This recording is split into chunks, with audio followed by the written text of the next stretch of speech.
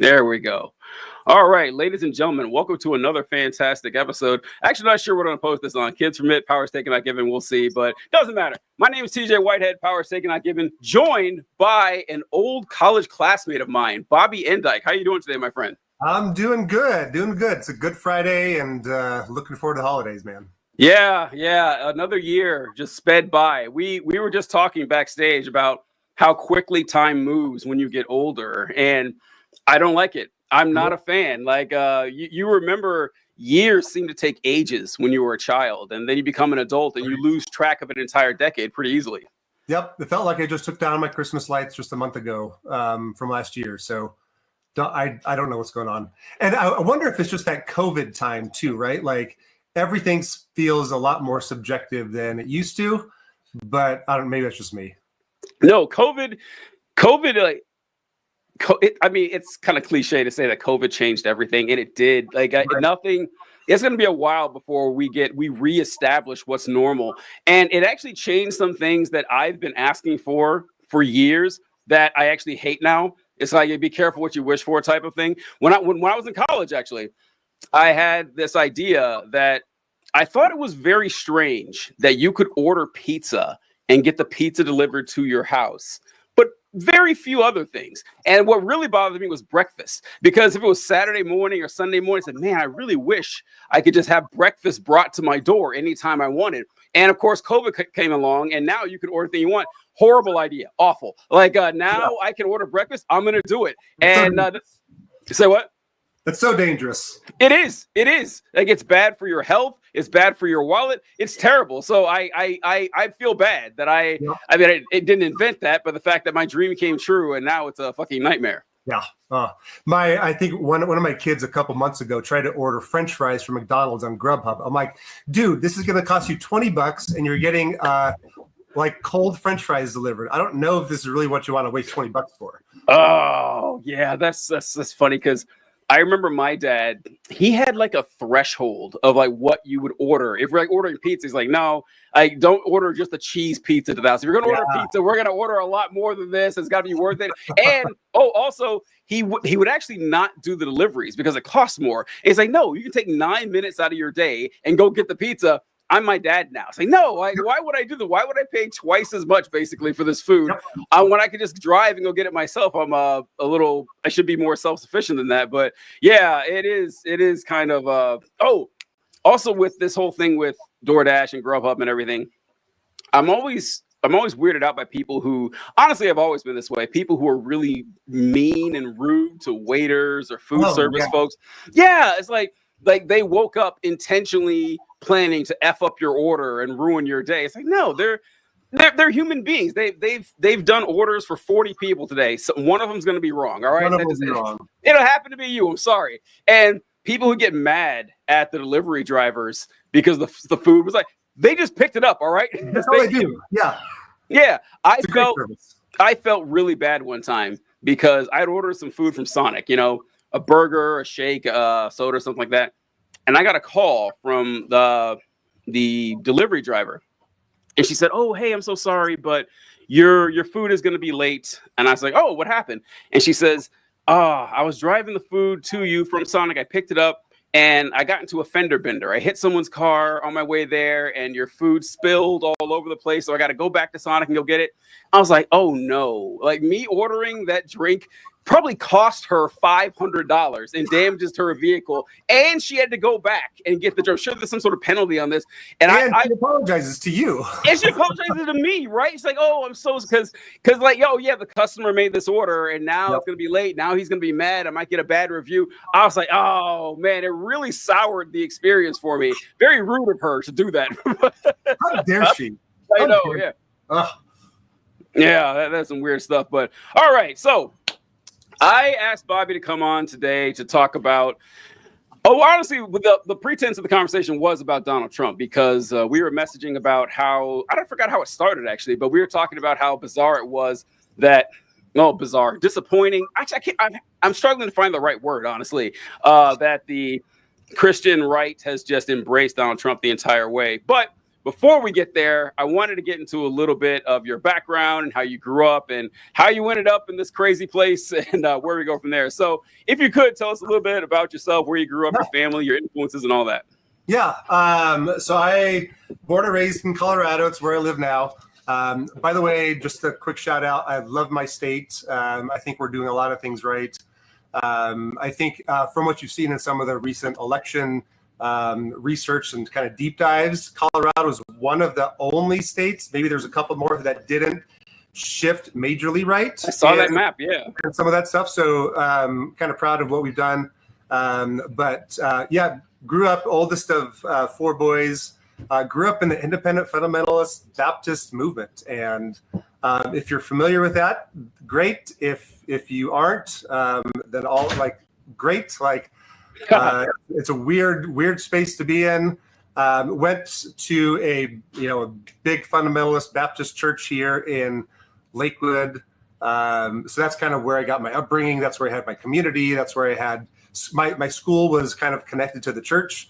Went there K through 12, and then went to college at Maranatha Baptist Bible College, where I got to know you. I think we played football together a little bit too, right? Yep. So we had some good times there, but then graduated in 2006. Graduated 2006. Kind of been in the. I work in HR now, so I that's kind of what pays my bills. I love it. It's a good role, but I had graduated college with the intent of becoming a youth pastor of some sort.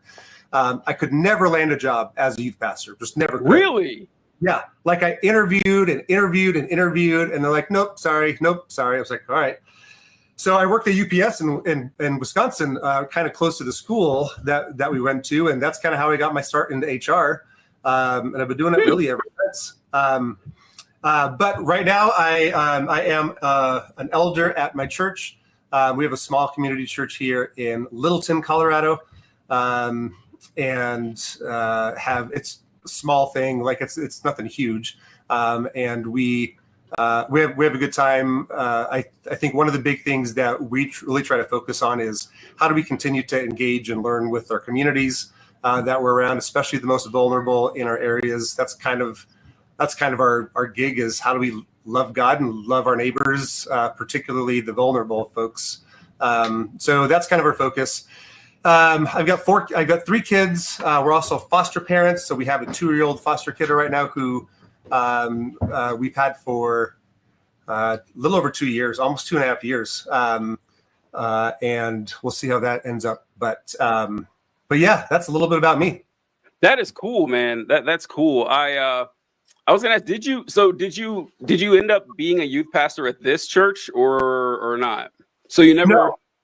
Never did. I volunteered a couple of times at the church I grew up at, and then they ended up kicking me out because I wanted to go do something else. Like, great, fine, whatever. Yeah. And then have just been kind of doing volunteer stuff ever since. I've never been paid by a church or never been paid by anything. So I've always been in HR. That's kind of been my thing. Oh, wow. Okay. Yeah, I was asking because there's a running joke I have. I have a podcast that I do with three people who went to high school with me. Okay. And I have a running joke always making fun of youth pastors about how they're always getting into trouble and how they're sexual deviants. So look, I'm glad. I'm not. That was your problem. You weren't quite degenerate enough. And they're like, no, man, you don't got that look about you. We can't hire you as a youth pastor. That's probably what it was. Yeah. And I was how far are you from Lauren Boebert's district? Oh God. Well, her new one is her new one. I'm sorry. Yeah. Where is her new one? It's more like Weld County up north. So we're Arapahoe County. Jason Crow is our rep. And really, really great rep, but we're probably like an hour and a half away.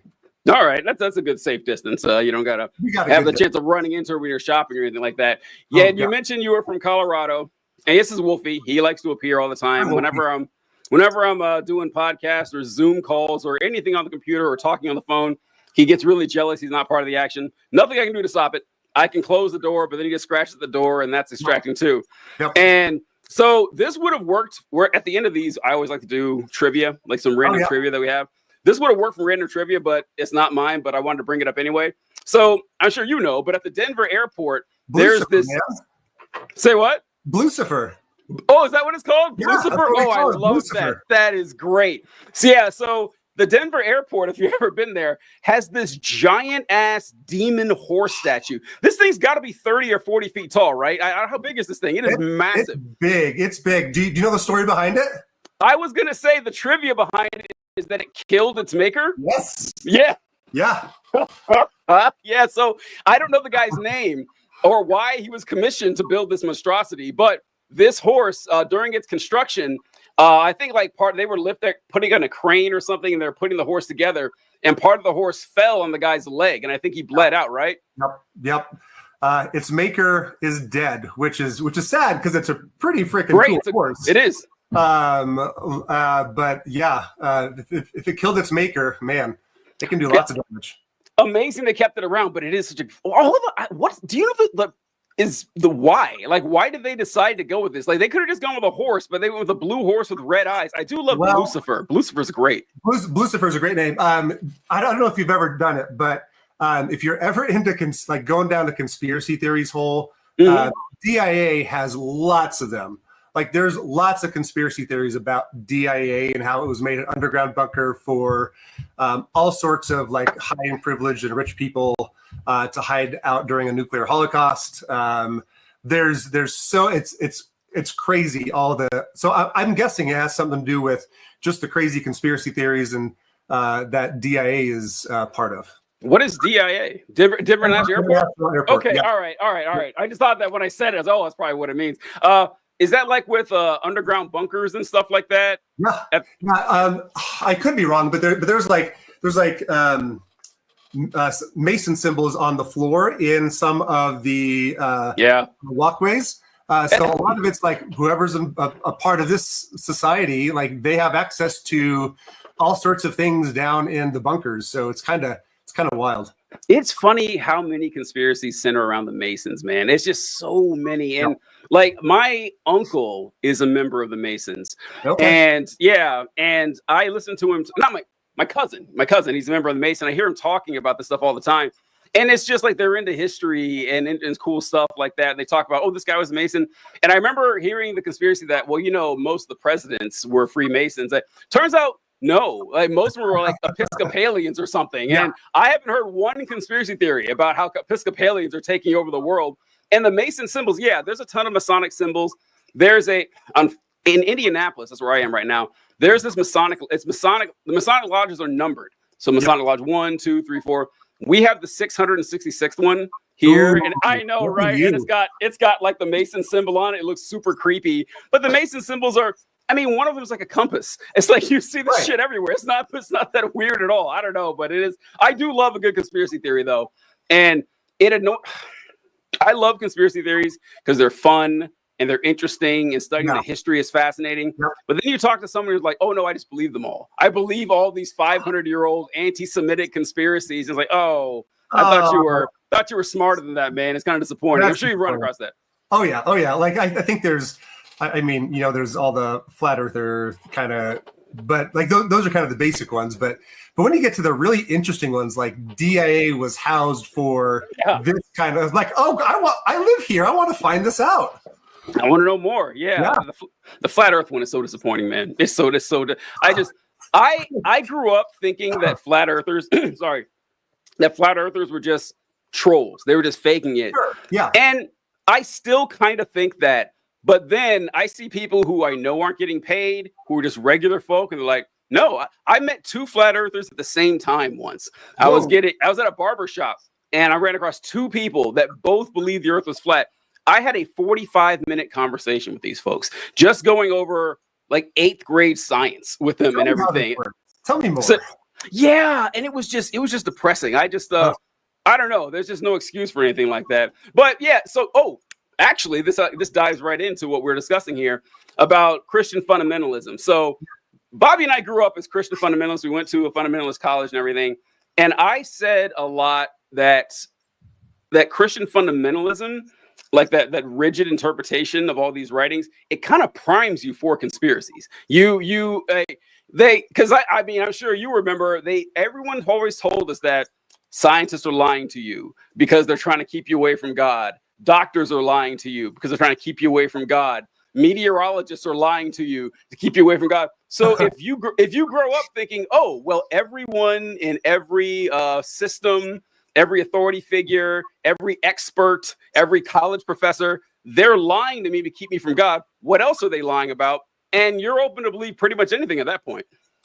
Yeah, I think it's just that distrust.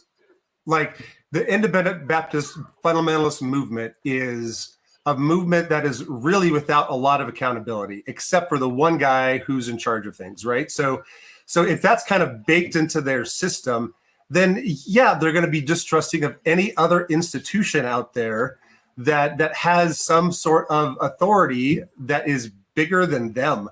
Plus you think of like, if you like, I got a bachelor's degree, or kind of halfway done with a master's degree in theology. So if you think of like how the Bible kind of talks about how the earth was made and what the earth looked like, right? You got this big old dome that's kind of on pillars, and you got the water above the earth. No wonder, like if that's what those people thought the earth was like, and we're taking it as like this flat reading for all time. Yeah. Well, no wonder we can believe the earth is flat and scientists are wrong. This is what the Bible kind of describes things as, right? Like that's not how really the Bible is supposed to work. Yeah. I went over the exact same thing with a because you almost every time you run across a flat earther, you will run across some sort of religious foundation for it. And very, very rarely will you not, if you really start digging deep. And I didn't realize this as a kid, because we were taught that the Bible said the earth was round when we were kids. That's what we were like, look, it says the circle of the earth. And so yeah. I thought, but then I learned more. Like you were talking, like, for example, when I was telling these folks how the earth is obviously round, here are 100 reasons we know why. Why is the moon upside down in Australia? You know, stuff like that.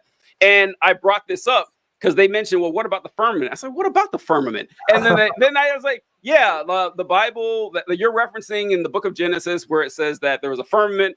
And the firmament you'll see in a lot of ancient societies where they'll talk about the sky as an object. And it's kind of like bleeds down into stories how people say the sky is falling, like the sky is an actual object. And you had the waters above the heavens, and you had the pillars of the earth and everything. And I said, but this is just like a snow globe view of the world that a lot of ancient societies had. And I was like, what is the firmament made out of? And it's like, I don't know. You've never considered this? You've never considered that there's a massive object that you're saying is over us, and not once have you thought, what is it made out of? I was like, because if it's glass, we would all bake to death. And it's like, which, you know where? Yeah, I know. You know where I learned this? I didn't take the class Modern Creationary Thought in college, but I knew people who did. And I remember them talking about the canopy theory that a lot of people said that it didn't rain before the flood, but there was like a mist, like a canopy over the earth, and that's what fell and caused all the rain. And it also kept oxygen levels high, and it's why people live so long. Yeah. And people that took modern creationary thought said, yeah, we went over this in class, and it turns out that can't happen, because if there was a canopy over the earth like that, Earth would be 800 degrees. So I was like, oh, that's good to know. I wish I'd have taken that class because I mean, as bad as Maranatha was in a lot of ways, it actually did strengthen my critical thinking a lot. I don't know. I think that's the one thing I say is I don't, and I could be wrong about this, but I don't know if I would be where I am today if I didn't, like, I do believe our professors took the Bible seriously. And I think that's one of the reasons why I'm here today, right? Mm-hmm. That's one of the reasons why I'm in this spot where I have kind of like, I have fully disregarded the fundamentalist ideals, a lot of the conservative ideals too, because I think there's like a weird combination of people. We now drink whiskey and drink beer and do whatever, but you still hold on to like the fundamentals, the fundamentalist theology that you haven't disregarded yet. So like you can do the things that you weren't supposed to do, but you still believe a lot of the core things of fundamentalist teaching, and you haven't really left it.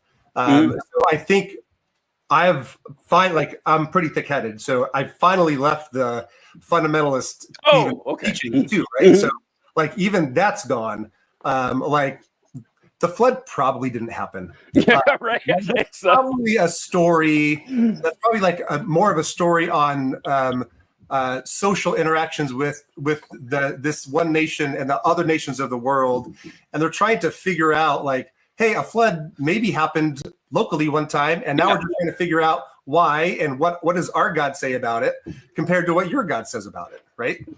Yeah. Like, yeah, I agree with the flood and everything. Like, almost certainly that. I mean, it was the Mesopotamian area, and floods happened a lot. Some were major, catastrophic ones, and like the stories that go back.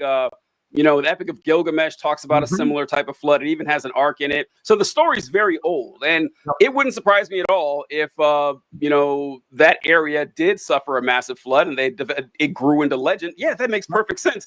But saying that this story is 100% real, despite everything that goes against it, I don't know. It's kind of stubborn at that point. It's just like it's just being married to an ideology and not to reality. Yeah. Yeah, and to be honest, it's hard when you've been baked into that framework for all your life or for a good chunk of life, because it's super simple and easy to grasp a hold of. Like it's black and white. It's this or that. There's no and that's super easy to grab onto. But it's when you start digging into details and figuring out, oh man, like scientists say the Earth, like the universe is 130 billion years old. But this says it was created, in 7 days, maybe 6,000 years ago. But what were the authors of Genesis and the editors of Genesis actually trying to do? Yeah. Different question than saying, well, what did they say? Well, they said a lot of weird things. But what are they trying to get across? And I think that's the right question that I think should be asked, not what does the Bible say? Because you can make the Bible say whatever you want. You can. This is something that I harp on all the time, that I don't like it when people say that, oh, well, these people aren't true Christians. They're twisting what the Bible says. Like, look, welcome to human beings interpreting religious texts. It's easy to do any way you want. Yeah. And with the way of thinking at Maranatha and everything, what I was trying to make, did you say that you may not be where you are today if it weren't for Maranatha? Is that what you said? Yeah. I think there were a handful of professors that really made us think critically about the serious nature of Christian history and biblical tradition. And I remember, I think it was a Baptist heritage class. I think everybody had to take that, right? Yep. And there was one time we were going through like the fundamentals of Baptist theology, and I asked the question, what are the fundamentals? Like, does everybody agree on these things? And the answer is no, we don't. There's not a full list. So I'm like, okay, so then everybody can just kind of add things that they want, and we've been doing this for hundreds of years. No wonder we've gotten so that's kind of when I was like, I think we're missing something. If we call ourselves fundamentalists and we don't all agree on what those fundamentals are, then the intellectual arrogancy of that is pretty like, hey, we got it right. Out of all of these different denominations and different traditions, finally God chose the right group of people to get the scriptures right. Man, I'm so disappointed that I never ran across you have these conversations before, because that's essentially what happened to me. Is that Baptist heritage and was a very important part of my life and time in my life, because there was also I took Baptist heritage and we had this conference. It was this like Baptist heritage conference or whatever. And it was like my sophomore year. Yeah. And I wanted to know, because like what they tell us when you said that a few hundred years ago, we figured this out. That's not what the Baptists would tell you. The Baptists say, oh, actually, it's been us since the beginning. We are the ones, like there was the remnants. Yeah, we've always, if you went back to a first century Judean church, you would have seen exactly what you see at your Christian church at home, which seems a little suspect. And I think we even had like a joke at Maranatha that it's difficult to study Christian history because you go back far enough and it's all Catholic. Like, yeah, kind of funny Weird, right? that word, weird, right? But they say no. There were like proto-Baptists out there somewhere, and they just didn't have any writings. And yeah, but I wanted to know. Okay, I liked arguing about religion and everything like we all did back in those days, and I wanted to know. Okay, how can I prove that our interpretation of the Bible as Baptists is, if not the best or not, is not completely accurate, certainly the best option for what we have on earth? That's what I wanted to prove. And at the end of the Baptist Heritage Conference, they said, well, Baptists are right because we follow the Bible. And I remember sitting there, it's like, everyone would say that. Literally every Christian denomination would tell you the same thing. And I was not satisfied with that. So I went into a personal study into the New Testament, the construction of the New Testament canon, and how it became, the canon we know today.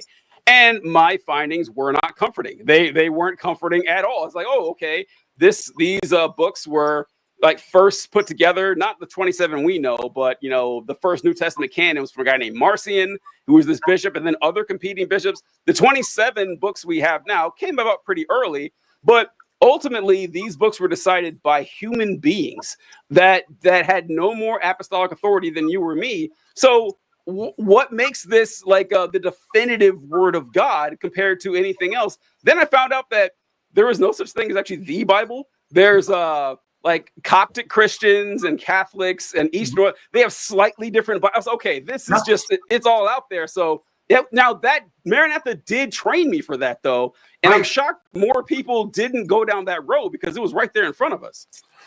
Yeah. I think that's the thing that I had to eventually get used to, the idea that bibliolatry was a real thing. Right, where we kind of worship the Bible above just about anything else. It kind of felt like fourth person of the Trinity. Nice. Every other religion, or every other version of religion, always has tradition, human experience, reason as methods to interpret reality, along with the scriptures. But for some reason, us Baptists, we're like, nope, it's just the Bible. Mm-hmm. We don't have tradition isn't a big deal for us. Reason's not a big deal for us. I think it's the Wesleyan quadrilateral, if you ever want to look that up, but it's like scriptures, experience, reason, and Christian tradition. And all of those things are great tools to help us interpret reality and community. That's kind of where we all come up in. But if it's just the Bible, it's a very much a we weren't very self-aware that we were bringing our own biases and our own experiences and our own ideas and our own modern thought onto our interpretation. But we use that as the default. That's the way it's always been, right? Yeah. So I don't know. That took me a long time to realize that. Yeah, it's true. It's you're never really aware of your own biases, and it's great to have other people there to point it out, which made it so disappointing how uncommon I found that to be. For as much as we talked about all this stuff, because I remember just having a lot of epiphanies there on stuff I hadn't really considered, like Dr. Radford, for example. I took Old Testament geography. It was a class called Old Testament geography I took with him. Fun class, really great. We learned all about the maps and the areas, locations of the Middle East. And I remember being in church when I was a kid, and pastors would always make fun. You ever hear people say that the Israelites didn't cross the Red Sea; they crossed the Sea of Reeds, and they would always make fun of how absurd that was and everything. And Dr. Radford got up there and he said, "Actually, no, I think that's right. I think they did cross Sea of Reeds." I had never heard someone say that before. I was like, okay, you got my attention. What's going on here? Right. And so he said, yeah. So if you read the passage, it says that they crossed the Red Sea. But if you look at the context here, it says that I think there's 3 million Hebrew males. And so he says, so you roughly estimate there's going to be 3 million Hebrew females, a couple million children, and their equipment, their livestock. A lot of them are going to be old people or sick. And he said that if you look at the narrowest part of the Red Sea, there is no way at all you can get 8 million people and their equipment to cross that in 8 to 12 hours. It can't happen because they did it all in one night. He's like, it cannot happen. It is physically impossible to do it. And he's like, in the Red Sea, like the banks weren't wildly different thousands of years ago as they are today. It's pretty much the same thing. He's like, it's just not, that would be a bigger miracle than the sea actually parting. So he said, and so he said that a lot of interpretations say, well, actually, this is supposed to be sea, because the language is, weird sometimes. Like, it's actually supposed to be Sea of Reeds, which, it does like dry up sometimes, and it's a body of water that could be crossed in one night. So he's like, I just think that makes more sense.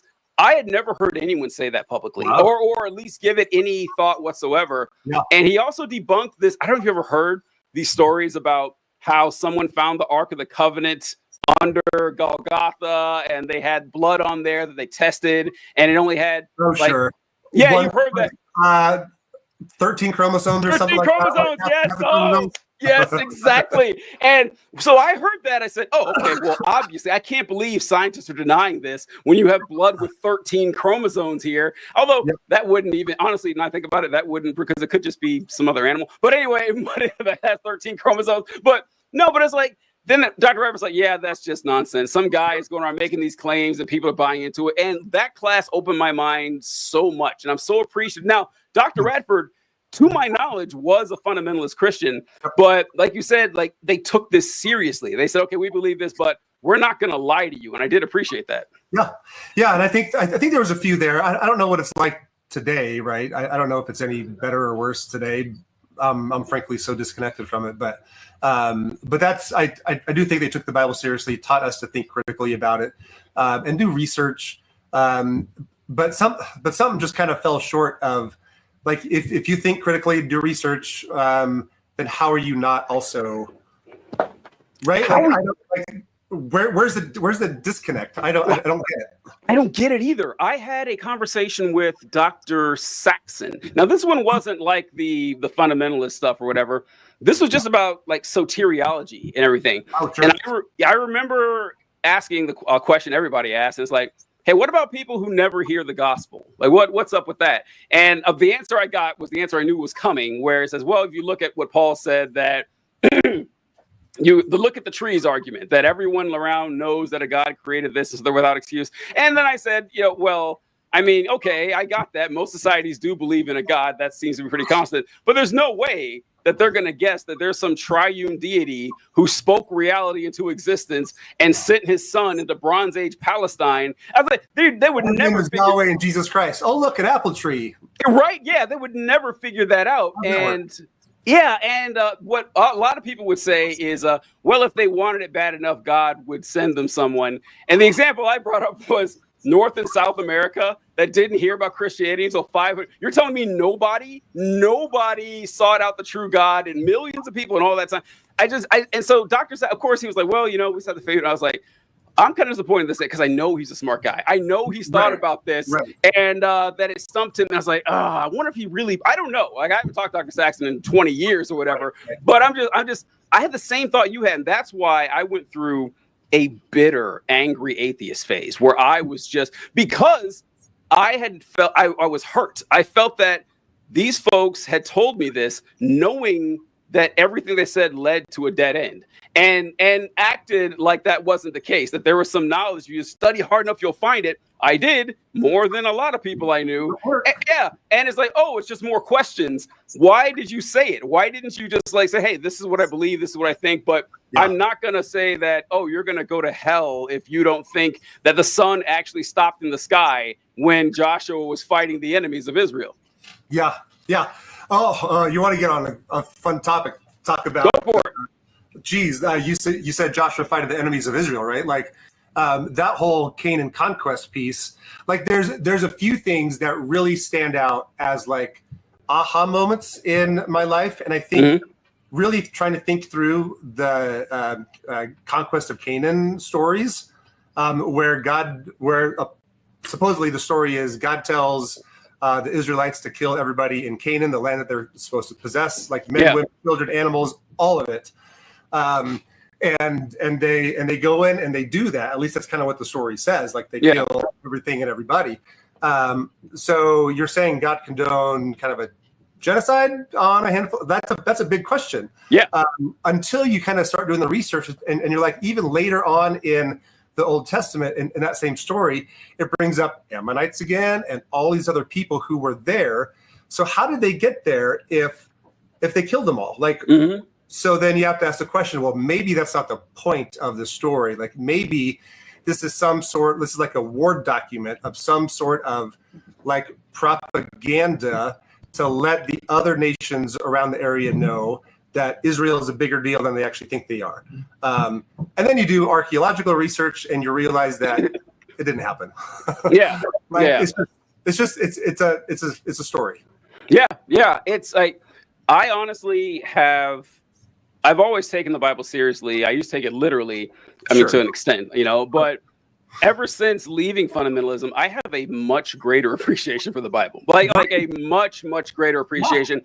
Things make so much more sense too. It makes so much more sense. Like when I'm reading about, like the Israelites, honestly, the Old Testament has been of a comedy in a lot of ways. It's hilarious if you just step back and look at it. Because I remember being a kid and reading about, you have the Israelites who are rescued from Egypt by the Lord, like the creator of everything, and they leave him for a rain god. I said, hold on, this, why? And they do it multiple times. Yeah. It's like, why would anyone do this? It's like, oh, okay, this is like a polytheistic culture that you didn't see it, like the monolateralist or monotheistic interpretation that we have. They had a completely different mindset. And the propaganda thing, oh yeah, God said kill everybody, so we did, look how terrifying we are. Okay, this makes more sense. This actually makes more sense than an actual God saying, oh, you didn't kill all the animals, you're disobeying me. It's like, what? Why do you care if we kill the animals? Yeah, it's bizarre stuff. And so I wanted to ask you, we talked about like the theology and everything of it. People who aren't familiar with the independent fundamental Baptist culture, do you remember any things like rules or customs that really stuck out to you from back then? This was at college, and I'm sure I have more crazy stories about this. There were rules about the lengths of your sideburns. Oh yeah, I forgot about that. Right, like I think it only could come down to the middle of the ear or something like that. So there would be a handful of sideburn inspections after chapels, where like the dorm soups or I don't know whoever was outside, and they're like looking at your sideburns as you leave. Like, okay, are yours good or yours good? And that was just so like that's so bizarre thinking through it right now. Like, who the hell cares about the size of your sideburns? Like, what is that going to do? Is that going to make someone fall into sin and go to hell because you have longer sideburns? Is it just so some people don't get carried? Like, do you want to get carried away with sideburns and go full Elvis Presley, or that's just like, what are you trying to do? I think that's the question. That was one. That's one that stands out, I think. The sideburns. I was having a discussion with someone just the other day, and they were talking about how they had a family member who went to Maranatha, and they remember overhearing them say, yeah, we can't grow beards. And they're like, why not? It's like, why? What? That's a Christian thing. You can't grow beards. And I began to like, so you guys have to look at this, that the independent fundamental Baptist movement is not necessarily it's not so much a religion as it is. You said something. You said that it's not a religion. It's a voting block. That was brilliant. Brilliant. That's such a good way to put it.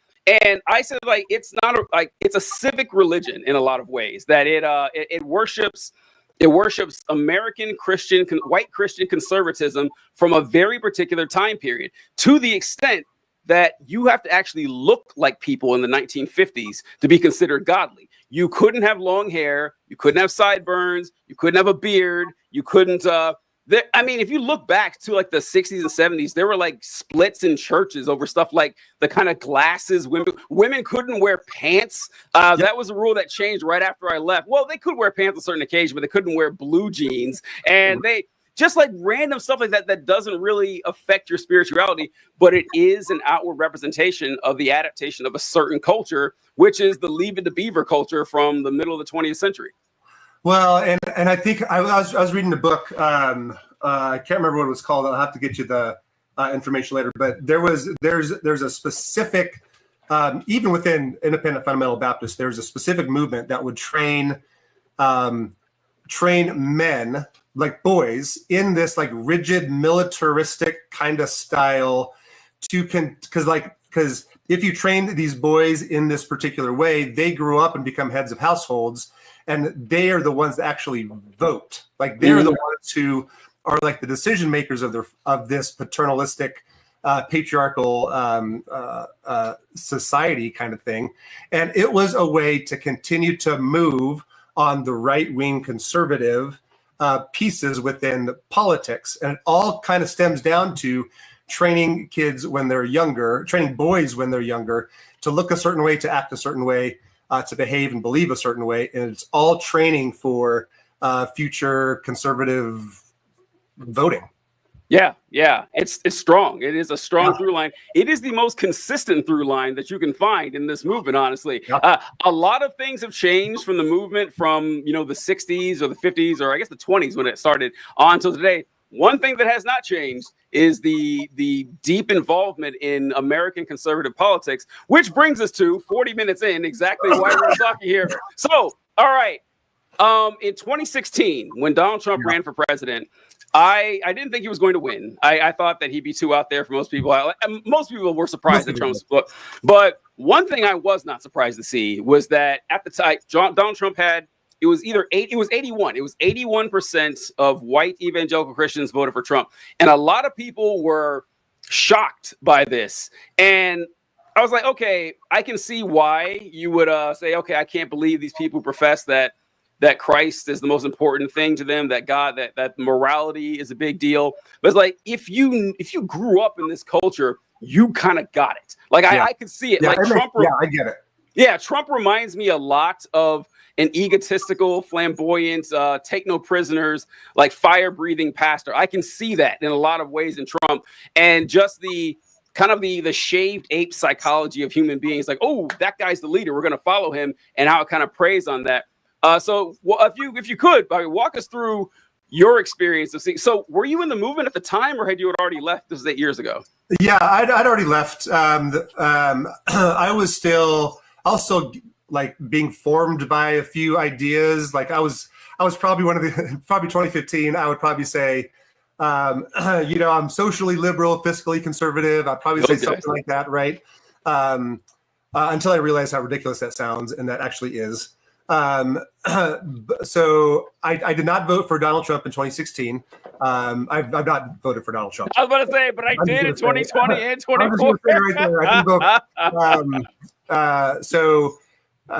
Because there were major moral issues that I had, and right, like I think this goes back to taking the Bible seriously.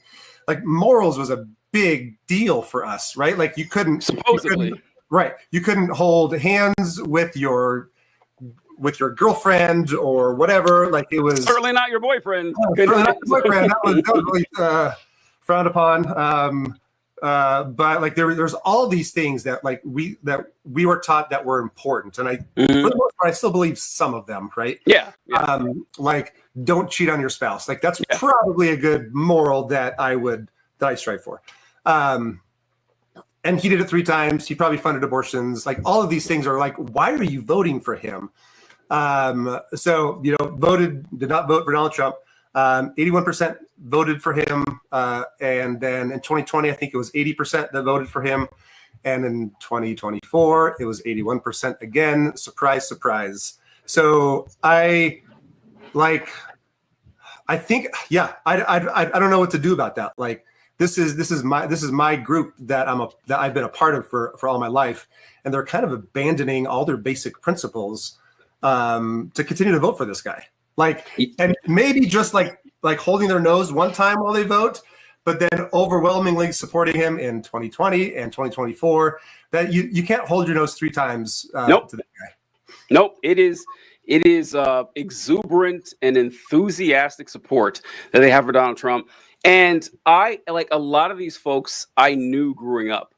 I knew growing up. I knew them as good people, as kind people, as caring folks, and then to see them turn into these rabid fascists, like just happily embracing Trump with the most ridiculous statements imaginable, saying stuff like, well, we're voting for a president, not a pastor, or something.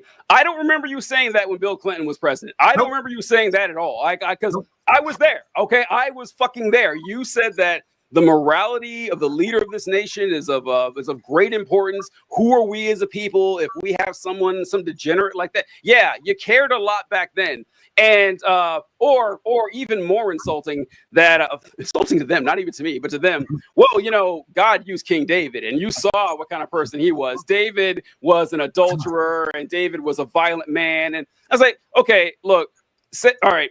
David was a competent warrior and politician. Okay, you can't even say this about Donald Trump. It just showed me what my takeaway from this. Well, one of my main takeaways from this is I think that what you saw a white Christian fundamentalist movement do is expose what they actually believe. Is that what they actually believe is they want power for conservative politics. Now, if you're looking at it from a political standpoint, they made the right move. If you're just talking politics is all about power, nothing else. And so you're like, okay, so I'm going to sacrifice my morality and my religion, my faith, and my reputation for power. Politically, it's the right move. Religiously, though, this is the end. Like, there's no way that the children of these people are going to see the fact that, like, oh, they embraced Donald Trump. What? So they could ban abortion? Like, that's it? You traded everything. You're showing that's what actually matters to you. Your morals and your religion and your faith and your spirituality come second to political power. So this just shows me that you don't take it seriously. And you're kind of seeing this with the people who are even. I saw this really cool article about this, that people who profess to be evangelical Christian these days, most of them don't even go to church. Most of them don't go to. Oh, you know about this? Yeah. There's been several studies over the past few years that, and that's why they've become a voting bloc, is because all the people who say they're evangelical Christians, really what that means is you vote conservatively. It's not about how often you attend church, because, like, I think the vast majority, like you said, don't attend church anymore. So it's just a weird shift. I think what it kind of comes down to, at least in my mind, right? Like, I love my family. I've got several family members that voted for Donald Trump. They're kind people.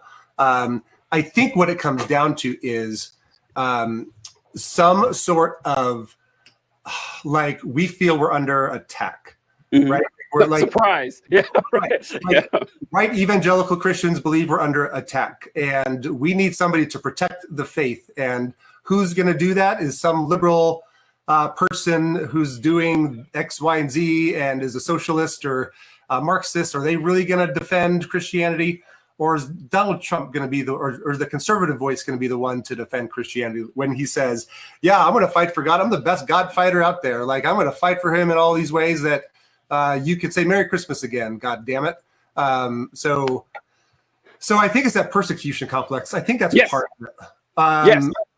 Because like I was thinking about this today. Like, you could say you're a one issue voter, and I kind of get that, at least conceptually. Until you kind of dig into it and you realize abortions have been decreasing since the 80s. They decrease at a faster rate during Democratic presidencies. And the only time that abortions have really gone up in the past 40 years was after Roe versus Wade. That's when the number of abortions have increased. So I'm like, you can see how Republicans really aren't on your side here. But even if you got beyond that, you still have to deal with this persecution complex. You still have to deal with thinking conservative values are the same thing as biblical values when they're not the same thing. Even though you kind of think they are, and you are kind of, that's your default position, is to think, oh yeah, no one like this kind of economy is the best way because God intended it in the nation of Israel. It's like, no, that's not how things worked. This is God. There's so much I want to say about that. We're not going to cover everything. I'll try to go in reverse order here. So when you talked about this type of economy is the economy that God wants, capitalism. an economic system that came into being like 500 years ago that God just fell in love with. He didn't bother like implementing it at any time before that. But you know for a fact that this is a godly system. This is what we want. It's like a religious version of like the Tina principle. There is no alternative. Like, no, this is absolutely what God wants. Right. And I'm so glad you brought up the marriage of their idea, the idea of them marrying Christian theology and conservative politics, because they are inseparable, these folks. They really are. I had a conversation with another former Maranatha student who was still in fundamentals. This is years ago. And I was going through stats. And so while it's true that white Protestants vote for Trump overwhelmingly, like 70, 80%, it's the exact opposite for black Protestants. That if you look at black Protestants vote at like 80% for Democrats consistently every election. And I mentioned that black women have the highest church attendance of any demographic in the country. And there's like, oh, that's interesting because black women also vote blue more than any demographic in this nation. And she said, well, that's so odd because, you know, the Bible, like the Democratic Party goes against everything the Bible says. And I was like, well, I mean, according to your interpretation, it does. And this is the persecution complex. It even splits into how you view it. Because listen, I would love for someone to explain to me, to detail, like as thoughtful as you can, the major theological differences between black Protestant Christianity and white Protestant Christianity. You can't. It is essentially the same religion. They're same religion, same God, same Bible, same ancestry. Essentially, like it's the same thing, but politically, they will tell you this is the thing. When I bring this up, folks say, well, you know. Yeah, like theologically different, but that's just church. That has nothing to do with politics. Go fuck yourself, okay? Don't stand here and insult me telling me that these churches aren't heavily political. I've been to them, and like pastors are always leading their people in one way politically. They always say, well, I don't want to, yeah, you do. Yeah, you do. We all know it. And you all believe the Holy Spirit is integral in making decisions like this, and you pray about this. So why is God telling one group of Christians one thing and another group of Christians another? Now, I love asking this to like white evangelical Christians, like, why is it? Like, you're telling me that the black church, the church that fought and struggled through slavery, through the transatlantic slave trade, through 100 years of Jim Crow, that God just abandoned them. God's like, no, we're going to talk to the white folks. God really, I made a joke the other day that God really seems to love white people. This is if you look at all the history.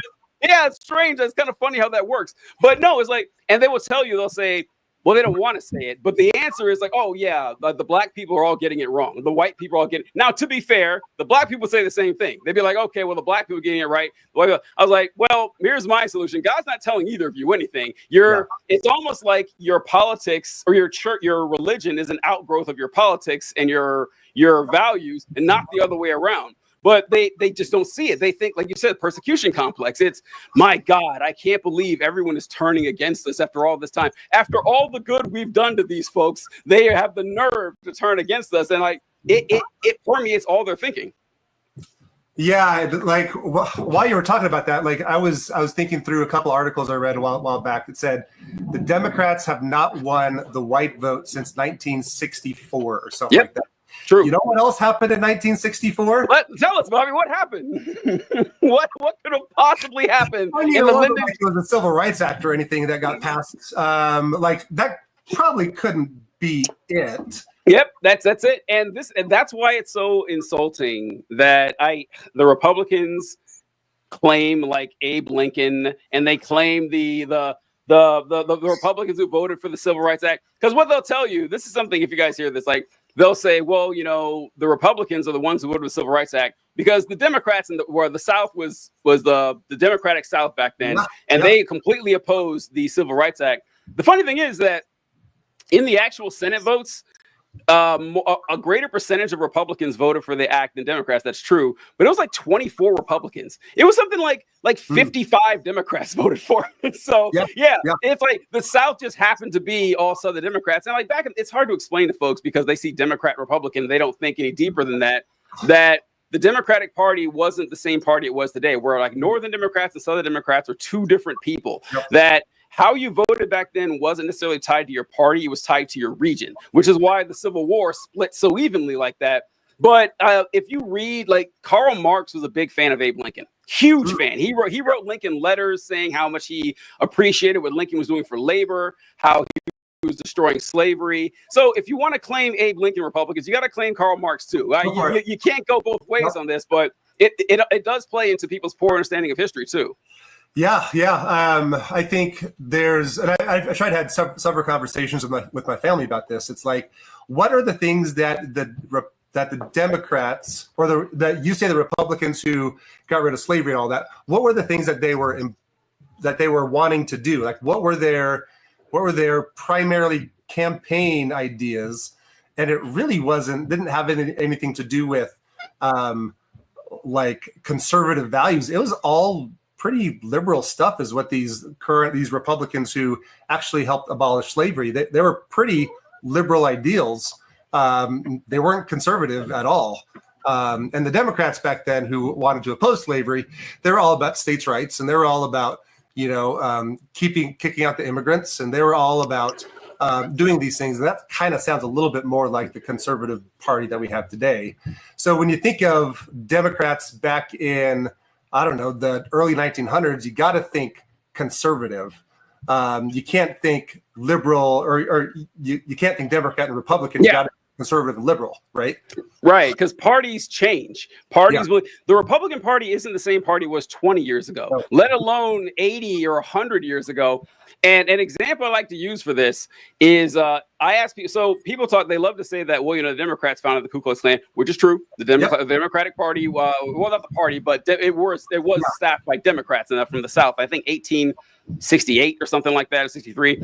But they love to say this without referencing what the Klan actually stood for. This is one of my favorite things to do, because you guys can Google this. Like, the Ku Klux Klan was an active political party in the United States until very recently, honestly. Like, David Duke was a leader in the Klan, and he was in the Louisiana State House or State Senate, one or the other, like an active politician. So you can actually still Google the party platforms, the recent party platforms of the Ku Klux Klan, which is what I did just now. And I'm going to pull it up here. And this is from 1999. This is the Klan platform from 1999.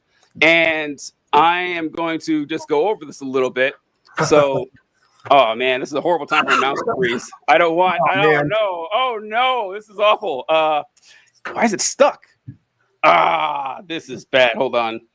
I wish this wasn't live. Let me see. I don't like having the word Ku Klux Klan on the page like that. Just that's annoying. Okay.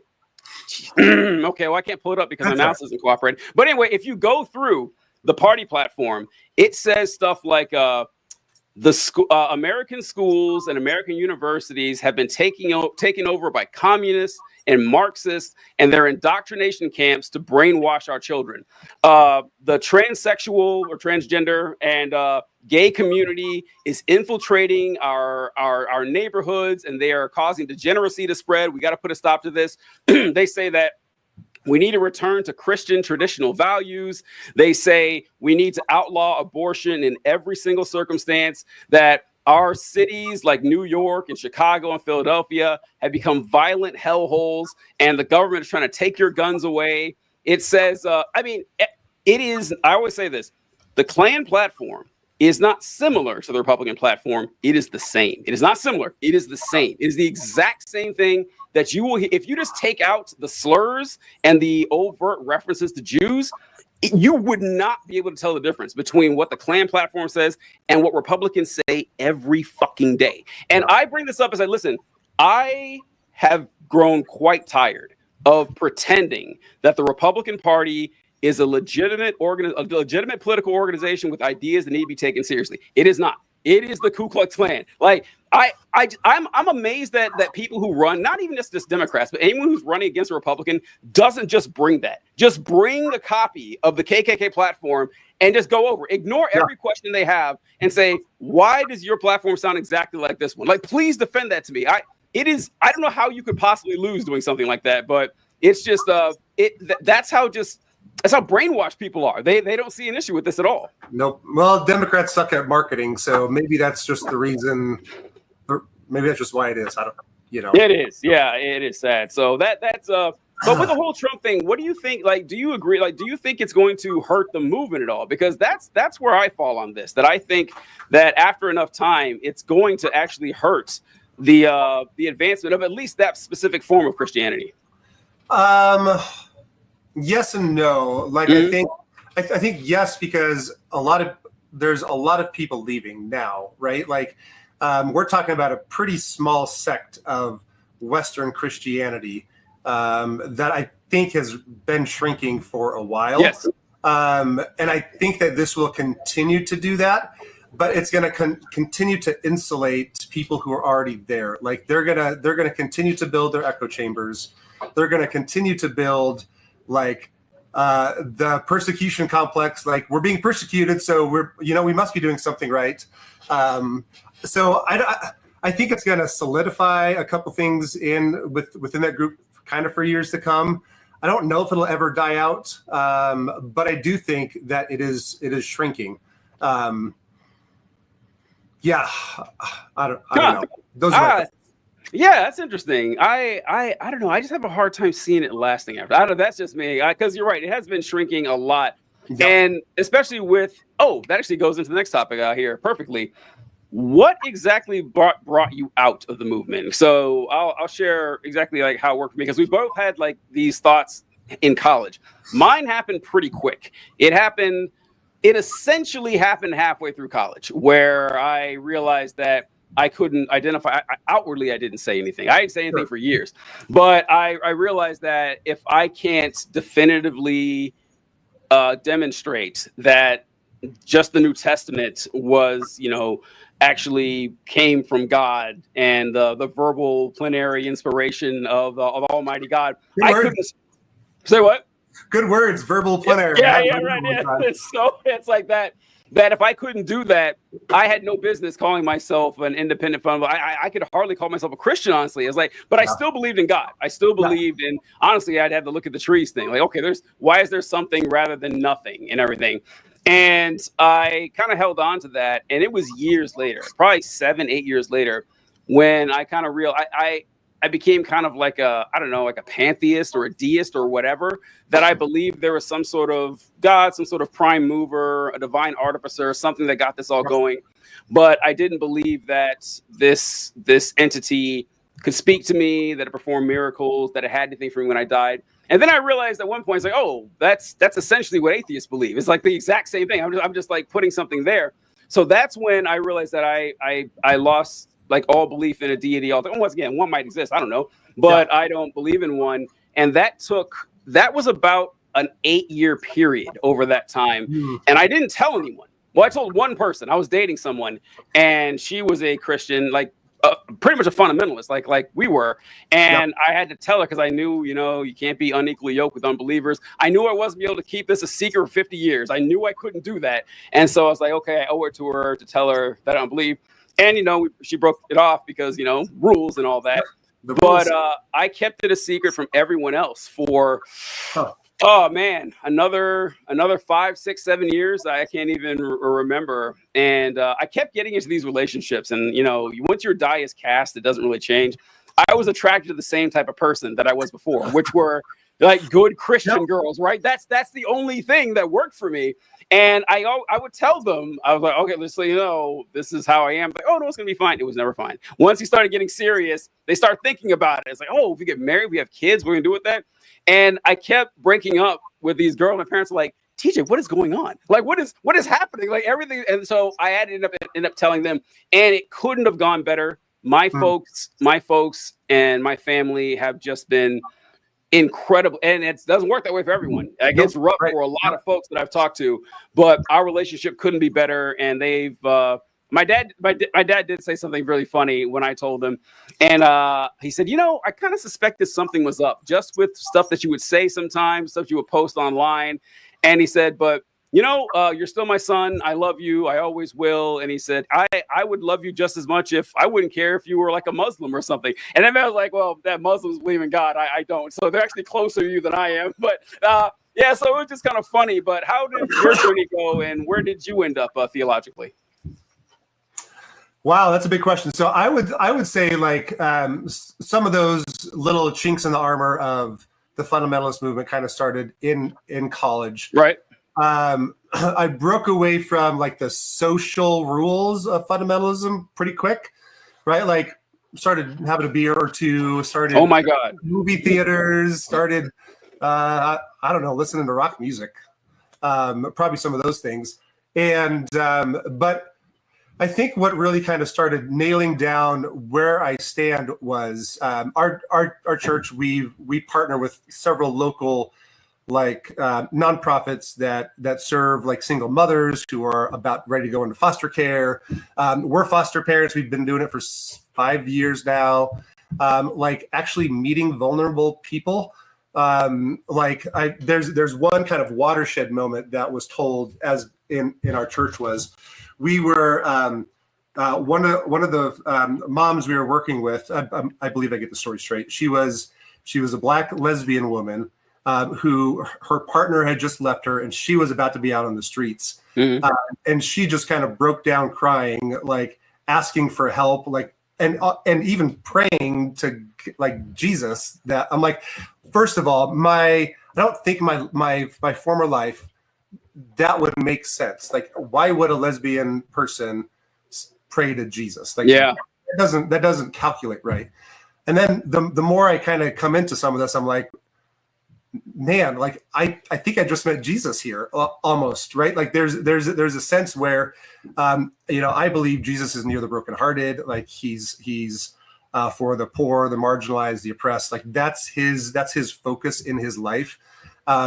Jesus is probably more near to her than he would be to me as a middle-aged white guy who makes decent money. So I'm like, I think I need to go here. Like, I think Jesus loves her, and I think she loves Jesus, and I think that's awesome and beautiful. So I think things like that really started making me understand, like, poor people love Jesus probably more than rich people do.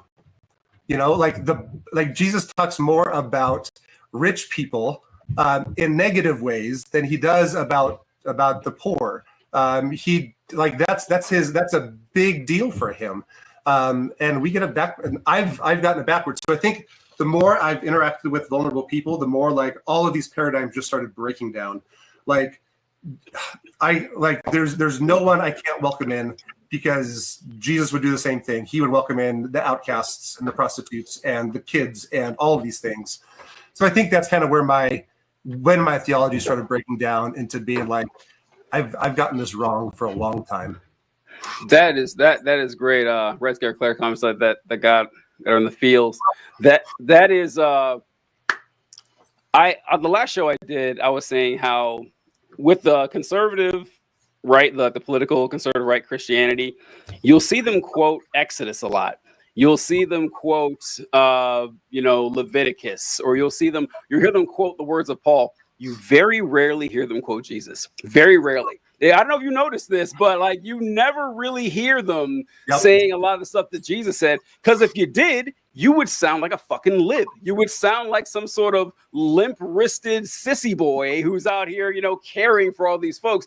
And I can't stress it. But people like to throw around and say, like, well, Jesus was socialist.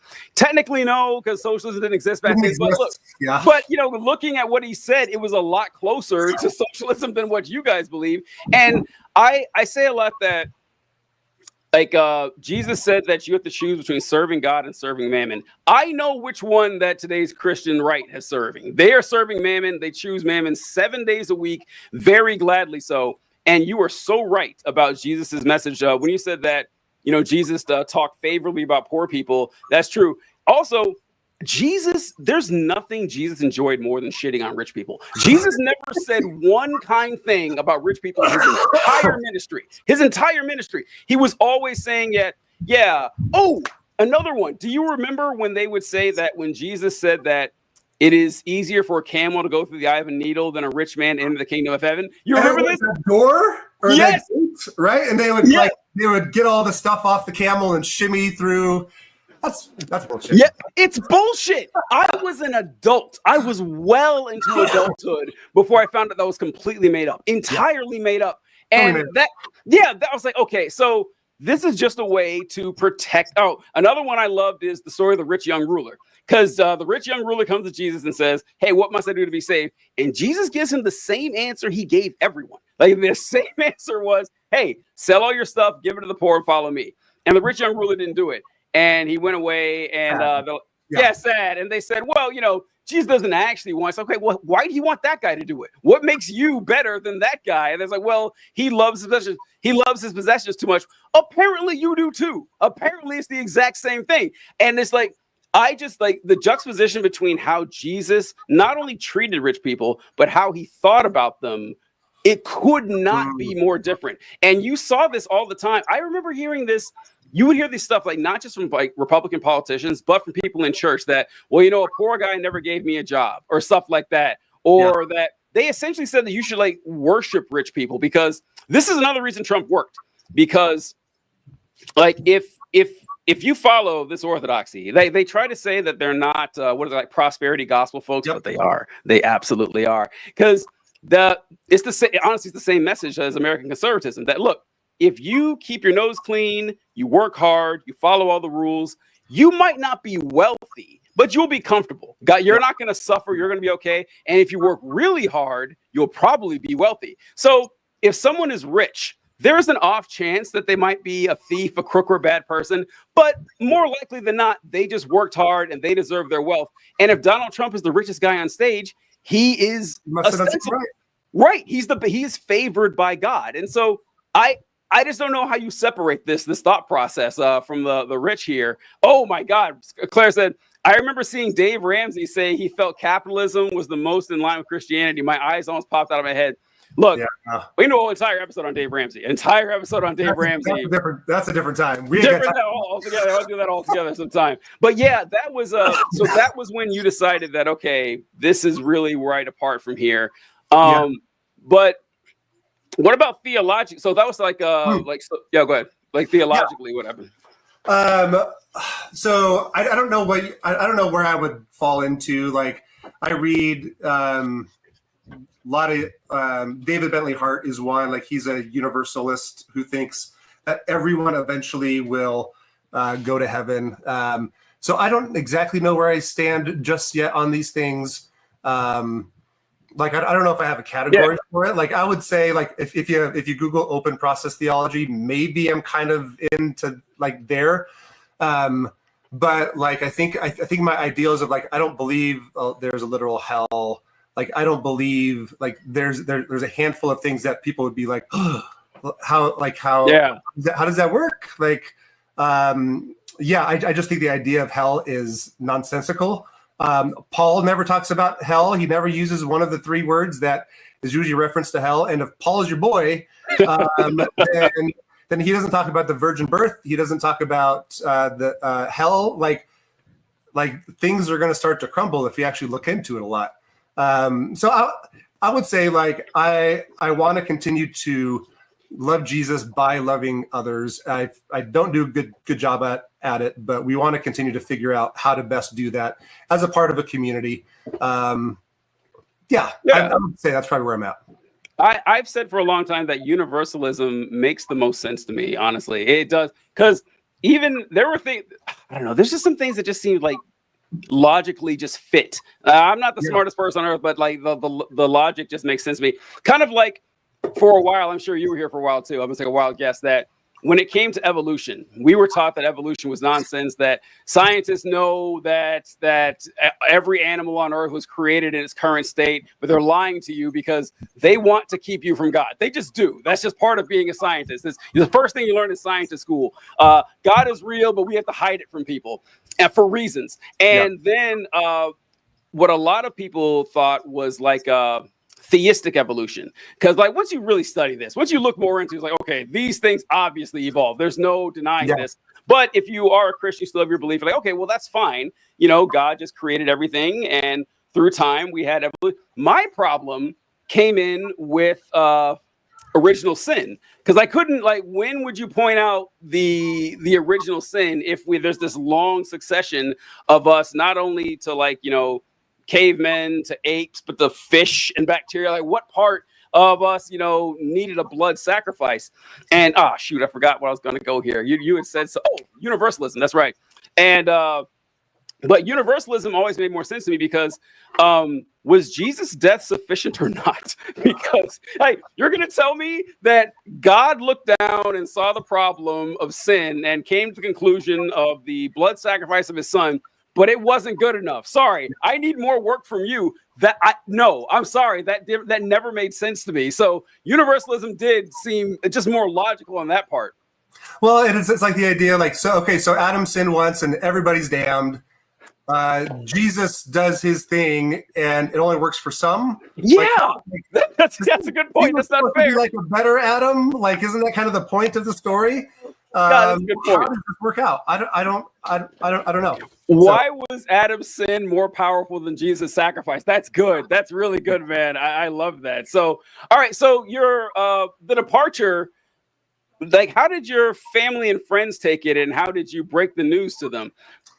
I think it was just such a long process that it wasn't a surprise to anybody. So I think, like, it wasn't a big deal, to be honest. Oh, wow. Wow. Which I know I'm lucky to be in a spot. Incredibly lucky, sure. Yeah. But it really wasn't that big of a deal. And I think, like, my parents are thoughtful, they're respectful, they listen well, and so when we kind of started having these conversations, they're like, yeah, that makes a lot of sense. I think there's still a lot of, like, baggage from that fundamentalist background that they still have, but they listen, and they're kind, and they know where we're coming from. Like, our church serves a lot of, like, people, and we're like a 50-person church, so we're not, like, big, and we do a lot of really good work, and we love people well, I think. So I think the thing of, okay, we're doing what we think Jesus would have done, and we can say, yeah, creation is probably just a social construct from the very beginning of how they're trying to figure out who's God is best. Yeah. In that region, right? Like, I think that's the creation story. So it is okay to hold these two things, even though you might think they kind of butt heads. They don't. They really don't. Yeah, that's good. Yeah, a lot of people weren't so lucky. Like, and, like, a lot of folks don't even, like, go as far as I did of just abandoning all of it. Yeah. Like, some folks, I was talking to one guy, he was afraid to tell his folks that he plays a guitar because of, like, that's a worldly instrument or something like that, or that they would listen to rock music. We could do a whole show talking about how the 2/4 beat is evil. Well, it's evil, one, because it incites carnal lust and you trying to clap, and second, because it came from black people. And like that's I mean, we're not joking. That's really what they said, that before black people got here, that that kind of music didn't exist. And so in the Western society, and so the syncopation was what they used to like call evil spirits for voodoo and everything. Like, it's a lot of this movie is about hating black people. They won't say it out loud, but a lot of it is about that. So yeah, I'm glad that it worked out, that because I talk to people sometimes who they'll message me and say something like, oh yeah, I actually agree with a lot what you say, but I can't tell my folks, or they're a deacon or they're a pastor or their spouse would leave them. So, like, I do think about how fortunate folks like us are who did have a family, which is actually kind of sad that people are that loving and accepting. All right, so the close thing, I always like to ask people for their favorite bit of trivia. Do you have the what's a bit of trivia for us? So there's a podcast that I've been listening to. It's called The Universe by John Green. John Green does, like, these crash course videos on YouTube. They're phenomenal. They're great. I love them. And he talks about, like, how the universe started. Like, they can see back all the way to, like, milliseconds, like right after the Big Bang, right? They can see that far back, and all the way to where we are now and where we think we're going in the future and how the universe is going to end. And he has a conversation with an theoretical astrophysicist. Super smart people. One of the things that they said on just how, like, our sun Like, you know how it takes light takes 8 minutes to get to Earth or 9 minutes to get to Earth. So one photon, one atom of light takes 8 minutes to get from the surface of the sun to Earth. That same photon takes from the center of the sun takes 10,000 years to get to the surface of the sun. I was just blown away. Like that is mind-boggling, crazy. And that's a medium-sized star. Like we're not even talking about some of these big ones that are out there. So if you haven't listened to that podcast, I highly recommend it. But even just the story of the larger universe and how it got here, so many trivia points that like blue light and red light and man. That's one of astronomy is one of my favorite subjects. Astronomy is one of my favorite subjects, and like so cool. And what I'm guessing you're referencing with the blue light and red light is the red shifting of galaxies through the telescopes. That the galaxy. So what Bobby was talking about is that so nothing can move at the speed of light or faster than light in in space, but space can move faster than light, and it does. So our universe is expanding, and we can tell it's expanding because of things start shifting away and they get this reddish hue about them. It's kind of like if you think about sound with the Doppler effect and how sound sounds like a little different. Going past your car. Light does the same thing. And so if something is blue shifted, it's coming toward you. If it's red shifted, it's moving away. And the speed at which these galaxies are moving away from each other is actually greater than the speed of light, because once again, the space is moving, not something within space, which is cool. But it's unexplainable. No one knows why it's happening. Like it's stronger than gravity or anything that we know of. They call it dark energy, which is kind of a lazy name, but no one knows why it's happening. But what's really sad about this is that since those galaxies are moving faster than light, eventually the time is going to come when the light from these galaxies is slower than the galaxies moving, and the light will never reach us. It'll just go black. That's billions. Wow. Yeah, it'll be billions, maybe trillions of years away or whatever. But eventually, there will come a point in time when you look out in the sky, you will not see any galaxies other than ours. Like our galaxy will be that's so far in the future, but it will happen.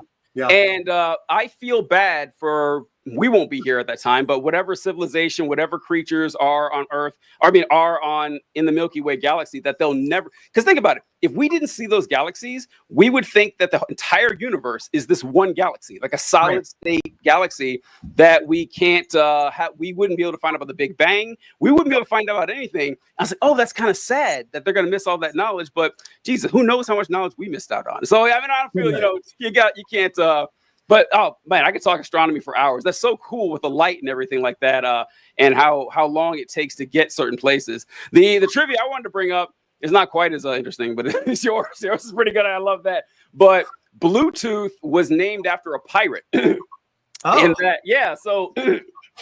Bluetooth is named after a 10th century Scandinavian pirate named Harold Bluetooth, and he was a ruler in like the late 10th century, I think, who brought Christianity to the Jutland Peninsula, and he also united the tribes of the Jutland Peninsula. So when the creators of Bluetooth technology, I keep forgetting this shares automatically on this one, but when the creators of Bluetooth technology came up with this tech, they said that Bluetooth was going to unite devices the same way that Bluetooth, the pirate, united the tribes in the Jutland Peninsula of Denmark. And actually, the symbol for Bluetooth is the Nordic runes that represented his initials, H and B, and that's how we got the Bluetooth symbol right there. So yeah, that's not quite as cool as quantum physics, Bobby. But I didn't expect anyone to do that, because honestly, astronomy was like my usual go-to right there, because I love astronomy facts. But man, I would have brought some more from that. But anyway, yeah, maybe next time. But look, man, thanks so much for coming on. I appreciate. I love these conversations. I love seeing where people ended up and the experiences they went through. Yours remarkably smooth, honestly. Like I've heard some real horror stories, and I love that it started at college with you too, because a lot of people started later than college, because it turns out, I guess people didn't take this work as seriously as we did in college. A lot of folks just kind of skated through, it seemed. Yeah, like there's still something missing. Like I think a lot of people probably do take it seriously, but there's there's a gap between, then why are you still here? Like if you're really taking it seriously, what are you doing? Yeah, There's I something else. I don't know. We'll see. We'll see. Well, all right, man. I appreciate it. Thanks so much, and we'll thank you guys for joining. Good to chat with you, TJ. See ya. Good stuff. See ya.